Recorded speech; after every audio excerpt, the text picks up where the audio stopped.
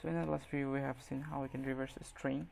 The string is in uppercase, we can reverse into uppercase. If the string is in lowercase, we can reverse it into lowercase.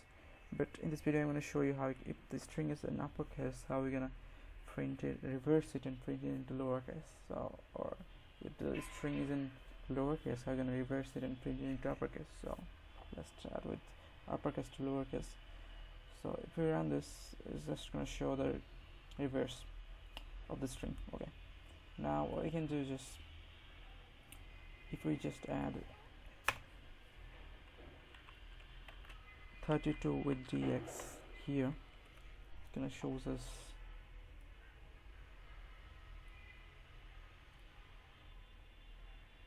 the string, the reverse string in lowercase, uppercase to lowercase. If we just put subtract here in place of add, you can just reverse lowercase to uppercase in this way. And thank you guys, bye.